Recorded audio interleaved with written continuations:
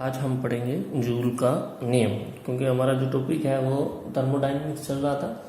तो आज हमारा जो टॉपिक है वो कौन सा है, जूल का नियम है। ठीक है, इसके अंदर जूल का नियम को समझने से पहले थोड़ा सा हमें ये देखना पड़ेगा। एक छोटा सा डायग्राम है। डायग्राम के अंदर हमारा क्या है कि ये एक दो बल्ब लिए हैं मैंने। एक ये आपका ये बल्ब है ये, और एक बल्ब है आपका ये, दो बल्ब है। और जिसमें आपका क्या है कि एक में तो मैंने क्या लिया हुआ है, गैस ली है, और तथा दूसरे में आपका क्या किया है, निर्वात किया हुआ है, तथा जिनको एक स्टोपर द्वारा रोका हुआ है। फिर इसके अंदर एक ये थर्मामीटर है, ठीक है, जो टेम्परेचर मापने के काम में आता है, तथा ये आपका क्या है, विडोलक है। तो हम क्या करते हैं, इसमें गैस ले लेते हैं कोई भी, और इसमें क्या रखते हैं, हमारा निर्वात रखते हैं। तो इसको विडोलक को पहले हिलाते हैं, हिला के इसका टेम्परेचर नोट कर लेते हैं। अब क्या करते हैं, इस स्टॉपर को खोल देते हैं। खोलने के बाद क्या होगा कि गैस जो होगी वो कहाँ जाएगी, आपके निर्वात के अंदर जाएगी। जब दोनों के बीच में साम्य स्थापित हो जाता है, यानी कि इस गैस, चूंकि इधर निर्वात है तो इस प्रसार में क्या हो रहा है, जो विपरीत बल है वो शून्य है। ठीक है, तो शून्य है। जब गैस और इसके बीच जब आप स्टॉपर खोलते हो तो ये गैस निर्वात की ओर जाती है, अर्थात कार्य जो होता है वो क्या होगा, निर्वात में जो हमेशा ध्यान रखना है आपने, निर्वात में जो कार्य होता है वो शून्य होता है। अतः इस प्रसार को हम क्या कहते हैं, मुक्त प्रसार कहते हैं। क्या कहते हैं, इसको मुक्त प्रसार कहते हैं। अब हम क्या करेंगे, इस विडोलक को दोबारा से इसको विडोलित करेंगे जल को, तथा टेम्परेचर नोट कर लेंगे। तो हम ये देखते हैं कि जब हम दोनों को गैसों को मिक्स नहीं किया था, स्टॉपर खोला नहीं था, तब टेम्परेचर और स्टॉपर खोलने के बाद जो टेम्परेचर होता है उसका मान क्या आता है, समान आता है। अर्थात इस जल का जो ताप है, ताप में कोई परिवर्तन नहीं होता। तो इस तरह का जो प्रसार है उसको आप क्या कहते हो, मुक्त प्रसार कहते हैं। और मुक्त प्रसार में हमेशा आपने ध्यान में रखना है कि जो किया गया कार्य होता है वो किसके बराबर होता है, 0 होता है। हमेशा याद रखना है आपने। क्यों 0 होता है, क्योंकि हमको पता है कि W क्या होता है, P × dV होता है। P क्या है, इसका आपका बाह्य प्रेशर है, विपरीत बल है। विपरीत बल चूंकि यहाँ पे निर्वात है, निर्वात में क्या होता है, विपरीत बल 0 होता है। तो ये मैंने 0 × dV हो गया, तो ये किसके बराबर हो गया, आपका मान 0 के बराबर हो गया। अब वही फर्स्ट लॉ ऑफ थर्मोडायनेमिक्स से हमें क्या पता चलता है, DE = Q - W होता है। चूंकि W आपका 0 है तो DE = क्या हो जाएगा, Q के बराबर हो जाएगा। चूंकि ताप में कोई परिवर्तन नहीं होता, चूंकि जो आपकी जो E यहाँ पे क्या है, इंटरनल एनर्जी, जिसको हम U के द्वारा भी आप लिख सकते हो। तो E जो है आपकी यहाँ पर क्या है, इंटरनल एनर्जी है। इंटरनल एनर्जी में आपने क्या करना है, आंतरिक ऊर्जा में जो परिवर्तन है, चूंकि ताप में परिवर्तन नहीं हो रहा, अतः आंतरिक ऊर्जा में परिवर्तन भी आपका क्या होगा, 0 होगा। तो यहाँ से DE क्या हो जाएगा, आपका 0 के बराबर है। जब ये 0 है तो Q = भी आपका क्या हो जाएगा, 0 होगा। अर्थात ताप में कोई परिवर्तन नहीं होता। ये आपने ध्यान में रखना है, ये जूल बताता है हमें। क्योंकि हमको पता है कि जो आंतरिक ऊर्जा जो होती है, इंटरनल एनर्जी होती है, वो फंक्शन होती है V और T का। इसमें अगर आपने आंशिक परिवर्तन कर दें, मैंने पहले भी बता चुका हूँ, उसको लिखने का तरीका यही है। इसको E को DE लिखेंगे, फिर DE/dt ये लिखा, फिर एट कांस्टेंट V, ये V वाला यहाँ आ जाता है, और dt। फिर उसके बाद क्या करेंगे, T को कांस्टेंट रखेंगे, ∂E/∂V at constant T dV लिख देते हैं। चूंकि ताप में कोई परिवर्तन नहीं हो रहा, तो ताप में जो परिवर्तन है वो किसके बराबर होगा, 0 के बराबर होगा। जब ये 0 के बराबर होगा तो ये पूरी की पूरी टर्म जो है, ये वाली जो टर्म है वो क्या हो जाएगी, 0 के बराबर हो जाएगी। तो हमारी समीकरण क्या बन जाएगी, DE = ये इसके बराबर हो जाएगा, ∂E/∂V एट कांस्टेंट T, और dV = हमारा क्या हो जाएगा, 0 के बराबर हो जाता है। अब उसके बाद हम क्या देखेंगे, चूंकि जो आयतन जो होता है वो क्या होता है, कभी भी 0 नहीं होता। ये चीज आपने ध्यान रखना है कि जो आयतन जो होता है वो कभी भी 0 नहीं होता। अतः dV कांट भी 0 के बराबर नहीं हो सकता। जब ये 0 के बराबर नहीं हो सकता तो क्या 0 होगा, तो ∂E/∂V एट कांस्टेंट T जो होता है वो क्या हो जाएगा, आपके 0 के बराबर हो जाएगा। अतः हम क्या कह सकते हैं, ये ΔE क्या है, आंतरिक ऊर्जा है, ये क्या है, आयतन में परिवर्तन है, और ये एट कांस्टेंट टेम्परेचर। तो हम ये कह सकते हैं कि किसी तंत्र की आंतरिक ऊर्जा आयतन पर निर्भर नहीं करती, यह केवल किसका फलन होती है, ताप का फलन होती है। इस नियम को आप क्या कहते हो, जूल का नियम कहते हैं। या हम इसको ये कह सकते हैं कि स्थिर ताप पर आयतन में परिवर्तन करने से आंतरिक ऊर्जा में जो परिवर्तन है वो किसके क्या होता है, शून्य होता है। यानी कि आयतन में परिवर्तन करने पर आंतरिक ऊर्जा में परिवर्तन शून्य होता है, अर्थात आंतरिक ऊर्जा जो है वो किस पर निर्भर नहीं करती है, आयतन पर निर्भर नहीं करती है। तो आंतरिक ऊर्जा केवल क्या होती है, ताप का फलन होती है। तो ये तो हमारा हो गया किसके बारे में, जूल के बारे में। अब उसके बाद बहुत ही इंपॉर्टेंट है और मेनली जो आपका है एग्जाम के अंदर ये इस पे क्वेश्चन आता ही आता है। तो ये है हमारा क्या है इसमें है हमारा जूल थॉम्सन प्रभाव है। देखिए इसमें बहुत इंपॉर्टेंट है, ये आपका आता ही आता है, तो इसको हमें अच्छे से हमें करना है।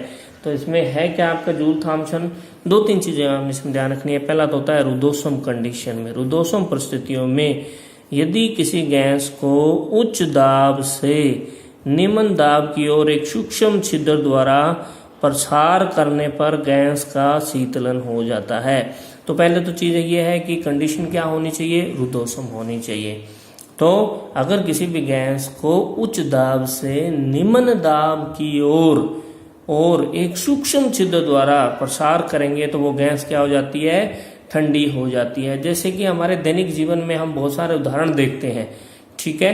तो सिंपल मैं आपको उदाहरण बता रहा हूँ। जैसे कोई भी टायर है, चाहे वो साइकिल का हो, चाहे वो बस का हो या बाइक साइकिल का हो, किसी का हो, जब अगर वो पंचर होता है तो उसमें आपकी जो हवा आती है वो कौन सी आती है, ठंडी हवा आती है।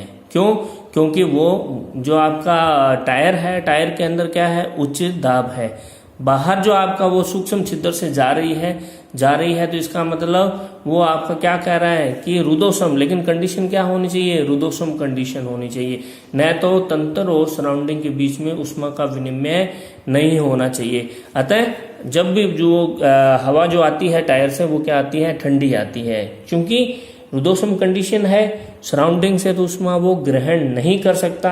अतः गैस जो होगी उच्च दाब से निम्न दाब की ओर प्रसार होने के लिए ऊष्मा कहाँ से लेगी, अपने अंदर से लेगी। सिस्टम जो है वो ऊर्जा कहाँ से लेगा, अपने अंदर से लेगा। जब अंदर से लेगा यानी कि गैस के प्रसार होने के लिए उसको क्या करना पड़ेगा, कार्य करना पड़ेगा। क्योंकि गैस जो है उच्च दाब से निम्न दाब की ओर जा रही है तो उस गैस का प्रसार हो रहा है। प्रसार होने के कारण क्या करना पड़ेगा, उसको कार्य करना पड़ेगा। जब कार्य करना पड़ेगा तो कार्य के लिए क्या चाहिए, ऊर्जा चाहिए। तो वो ऊर्जा कहाँ से लेगा, जो सिस्टम वो अपने से ही लेगा। जब अपने से लेता है तो इसलिए वो क्या हो जाती है, वो गैस ठंडी हो जाती है। तो सिंपल आपने ध्यान रखना है कि रुद्धोष्म, जूल थॉम्सन का प्रभाव क्या है, रुद्धोष्म परिस्थितियों में या रुद्धोष्म कंडीशन में यदि किसी गैस को उच्च दाब से निम्न दाब की ओर सूक्ष्म छिद्र द्वारा प्रसार करने पर गैस का शीतलन हो जाता है।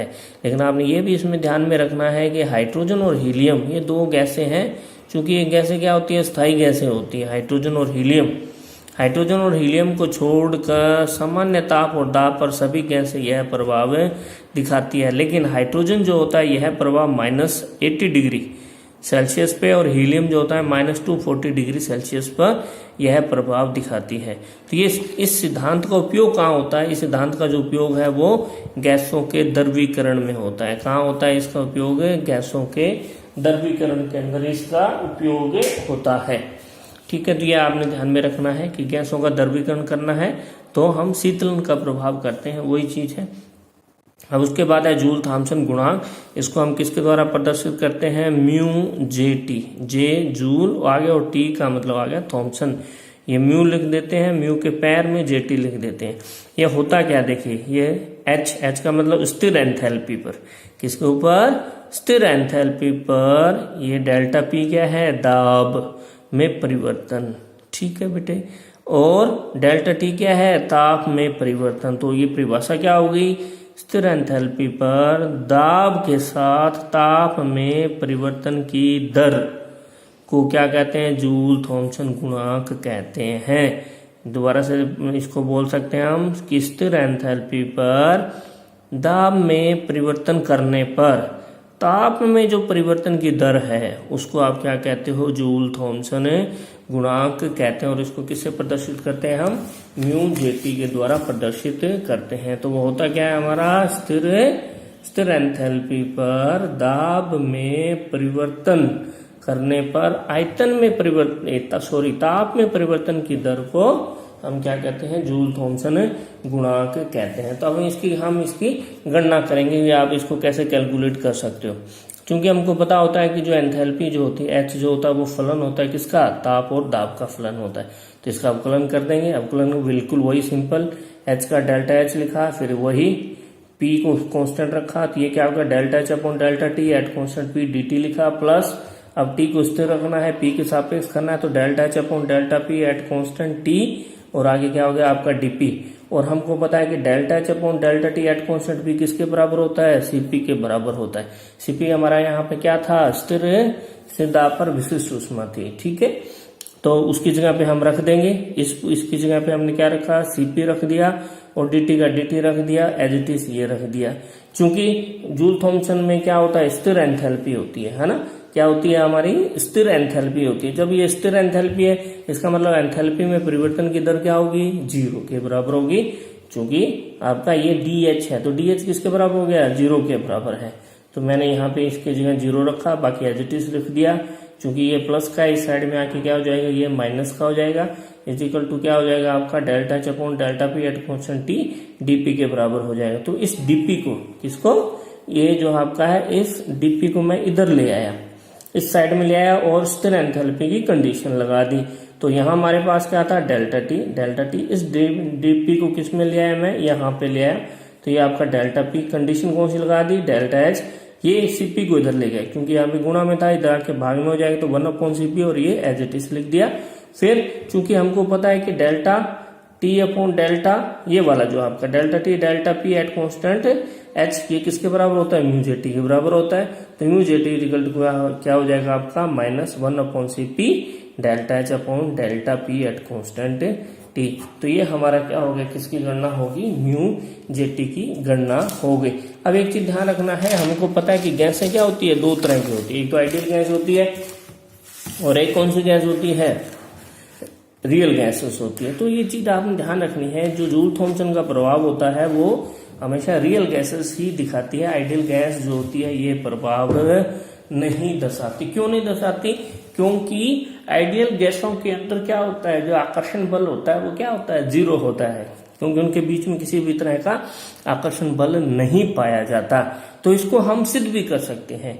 एग्जाम में क्वेश्चन आता है कि सिद्ध कीजिए कि आइडियल गैस के लिए म्यू जेटी का जो मान होता है वो 0 होता है। तो ध्यान रखना है कि जो आदर्श गैसें होती है वो जूल थॉमसन प्रभाव नहीं दिखाती। क्यों नहीं दिखाती, क्योंकि जो गैस के अणुओं के बीच में जो आकर्षण बल है वो क्या होता है, 0 होता है। उनके बीच में कोई आकर्षण बल नहीं हो सकता, या सिंपल हम कह सकते हैं क्योंकि स्थिर ताप पर इनके जो पीवी का मान जो होता है वो क्या रहता है, कांस्टेंट रहता है। तो इसको हम सिद्ध कर सकते हैं। सिद्ध कैसे कर सकते हैं, वही म्यू जेटी इक्वल टू हमने लिखा -1/CP delta H upon delta P at constant T. Enthalpy हमको पता है कि इसके बराबर होती है, E प्लस पीवी के बराबर होती है। तो इसमें वही अवकलन कर दिया, इसका अवकलन किया तो DH लिख दिया, इसका मैंने क्या लिखा, D, और ब्रैकेट के अंदर ये रख दिया। अब डेल्टा एच, जो डेल्टा और ये दोनों एक ही बात है, या तो D भी लिख सकते हो या डेल्टा, दोनों एक ही बात है, इसमें कोई ज्यादा डिफरेंस नहीं है, सिर्फ लिखने का ही क्या होता है, इसमें फर्क होता है। तो समीकरण इसको 1 नंबर दे दी, इसको 2 नंबर दे दी, तो डेल्टा एच की जगह पे ये मान रख दिया, ये मान मैंने रख दिया। फिर इसको क्या किया, मैंने अलग अलग खोल के रख दिया। तो mu jetty equal to -1/CP, ये डीपी इसके नीचे भी है, ये इसके नीचे भी है, तो मैंने अलग अलग करके लिखा, delta E upon delta P at constant T लगा दिया, और प्लस का ये प्लस का plus, del PV upon delta P at constant T करके कंडीशन लगा दी। अब इसको क्या करेंगे हम, डीवी से भाग और गुणा कर देते हैं, इस वाले को ओनली को डीवी से गुणा करेंगे और डीवी से भाग देंगे तो कोई फर्क नहीं पड़ेगा, लेकिन इसको लिखने का थोड़ा सा तरीका चेंज हो जाएगा। म्यू जेटी इक्वल टू क्या हुआ, -1/CP। अब मैंने क्या किया है, डेल्टा ई डेल्टा पी को इधर अलग ले लिया, और ये देखो डीवी से गुणा किया और डीवी से भाग दे दिया, डीवी से इधर गुणा किया और इधर डीवी से क्या किया, मैंने भाग दे दिया। तो हमारी समीकरण क्या हो गई, delta E upon delta we at constant T की शर्त लगा दी, इधर भी मैंने ये टी लगा दी, ये एज इट इज लिख दिया। अब जूल के नियम से हमको पता है delta E upon delta we at constant T किसके बराबर होता है, 0 के बराबर होता है। और आइडियल गैस में पी वी इक्वल टू क्या होता है, कांस्टेंट होगा, अतः ये जो आपका डेल पी वी भी क्या हो जाएगा, 0 के बराबर हो जाएगा। क्योंकि ये 0 हो गया, ये 0 हो गया, तो ये सारा का सारा मान आपका किसके बराबर हो गया, 0 के बराबर हो गया। अतः mu J T equal to किसके बराबर हो गया, 0 के बराबर हो गया। तो हम ये प्रूफ कर सकते हैं कि जो आइडियल गैस है, आइडियल गैस जूल थॉमसन प्रभाव को शो नहीं करती, दर्शाती नहीं है। तो ये आपने ध्यान में रखना है। जनरली 1 नंबर का क्वेश्चन भी पूछ सकते हैं कि वो क्यों नहीं प्रदर्शित करती, तो हम सिंपल लिख सकते हैं क्योंकि उनके बीच में, अणुओं के बीच में कोई भी आकर्षण बल नहीं पाया जाता। या आप लिख सकते हो कि स्थिरता पर पीवी का मान कांस्टेंट रहता है, अतः म्यू जेटी जो होता है वो आपका 0 हो जाता है। तो जूल थॉमसन जो प्रभाव है वो सिर्फ कौन दर्शाता है, रियल गैसेस, जो वास्तविक गैसें होती है वही दर्शाती है। तो it is all about our topic.